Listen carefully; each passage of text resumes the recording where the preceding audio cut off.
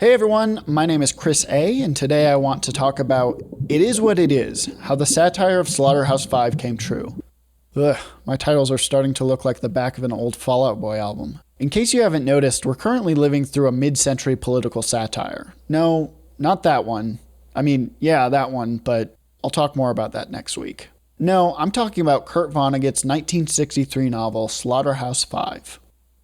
A quick recap. Slaughterhouse-Five is a novel about Billy Pilgrim, a U.S. prisoner of war during World War II.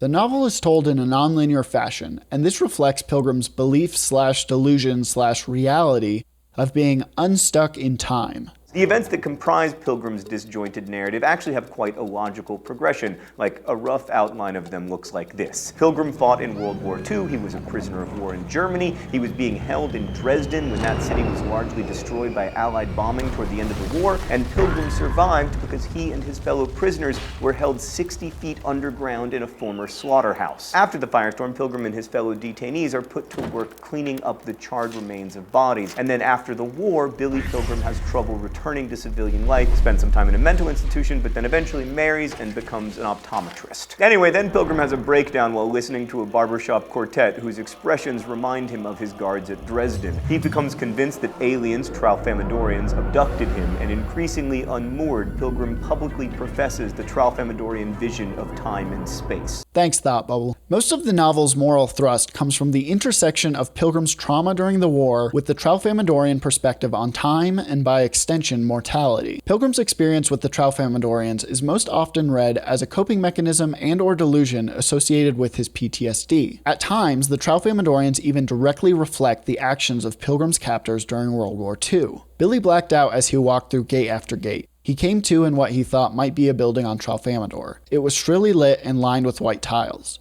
It was on Earth, though. It was a delousing station through which all new prisoners had to pass. Billy did as he was told, took off his clothes. That was the first thing they told him to do on Tralfamador 2. The most explicit example of this parallel is perhaps the shared absurdism in the Nazis and Tralfamadorians' violence. When a US prisoner is beaten by a Nazi guard, he asks, "Why me?"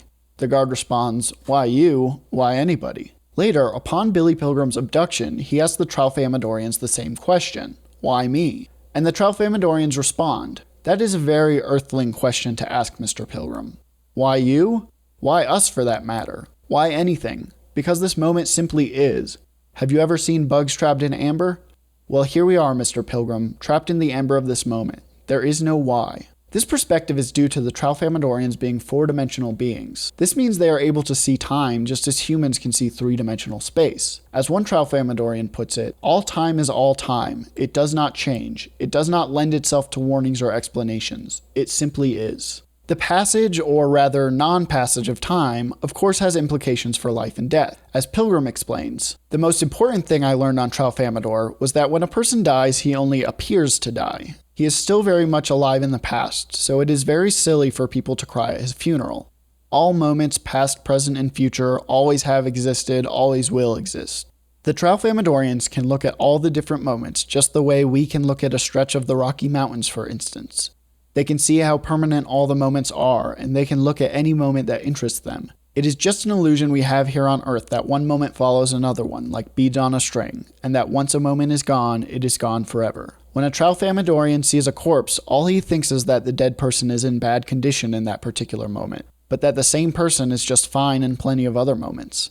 Now, when I myself hear that somebody is dead, I simply shrug and say what the Tralfamadorians say about dead people, which is, "So it goes."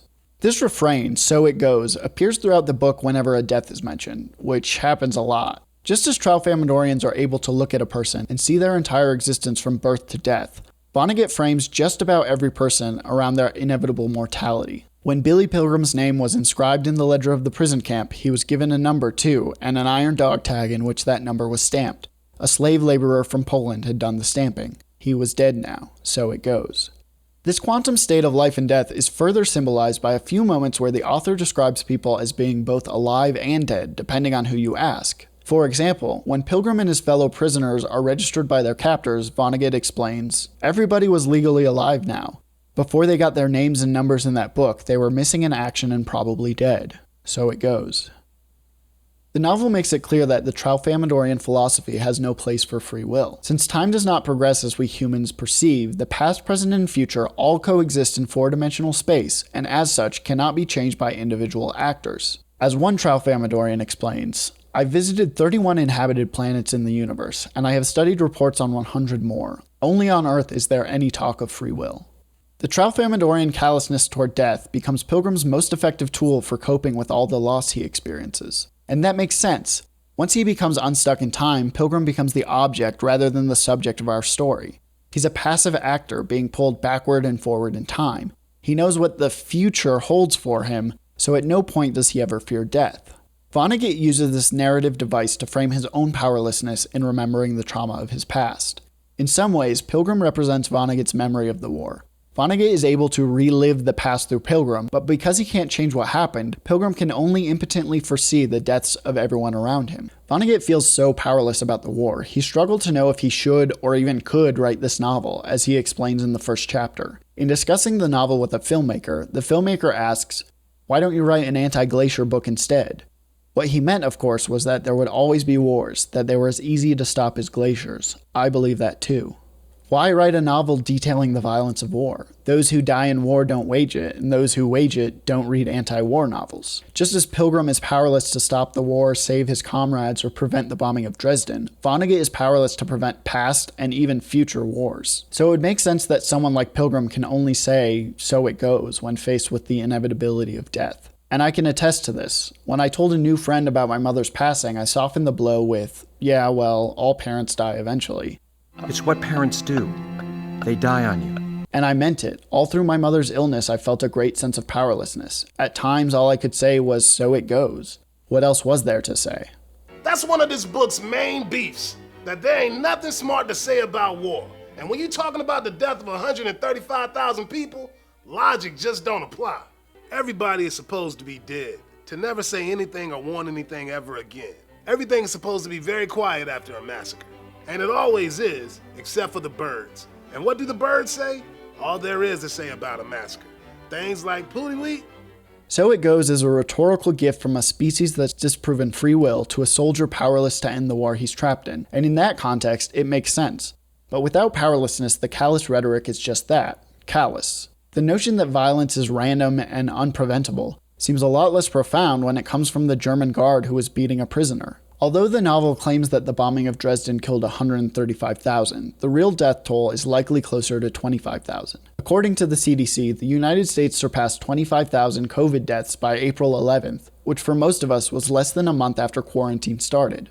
Since that time, the US has surpassed even Vonnegut's inflated death toll by over 40,000 deaths. COVID-19 has killed more than 7 times the number of people that died in the bombing of Dresden. Recently, the president was asked about the death toll from COVID in the US, and the president responded with, "It is what it is." 1,000 Americans are dying a day. They are dying. That's true. And it is what it is. And maybe, in the face of insurmountable tragedy, it's fair for me or you to say to 180,000 deaths, "so it goes." Assuming we followed public health guidelines, we bear no responsibility for the damage done by an invisible virus. We could be forgiven for feeling powerless against the trauma we're all collectively experiencing. But you know who's not powerless? The president. We've seen plenty of examples around the world, and even the country, of effective executive response to the pandemic. And yet, in the United States, there are so many people who have died senselessly, and the man who bears the most responsibility has the audacity to say, It is what it is. This idea is just another layer to Vonnegut's satire. As he mentions in the first chapter, this novel is just as likely to stop a glacier as it is to prevent a war. Massacres, and war in general, are senseless, which makes our passive acceptance a necessary coping mechanism. But it should be noted that the president's lack of concern is indicative of a giant moral failure. Even though "so it goes" is used throughout Slaughterhouse-Five as a response to death, Vonnegut makes it clear that he is not satisfied with such a flippant coping mechanism. Other than Vonnegut, the only person in the book who ever says it clearly has PTSD and hallucinations relating to his time in the war. Even Vonnegut himself has expressed guilt for trying to cope with his trauma. In the introduction to a 1976 edition of the novel, Vonnegut writes, "The Dresden atrocity, tremendously expensive and meticulously planned, was so meaningless finally that only one person on the entire planet got any benefit from it. I am that person. I wrote this book, which earned a lot of money for me and made my reputation such as it is." One way or another, I got $2 or $3 for every person killed, some business I'm in. Vonnegut's word choice here is important, tremendously expensive and meticulously planned. He admits that the violence is senseless, but does not deny that there are some who should be held responsible. I don't need to reiterate here how the US has failed to effectively respond to the coronavirus. All those deaths are senseless, but that doesn't mean there's no one to be held responsible.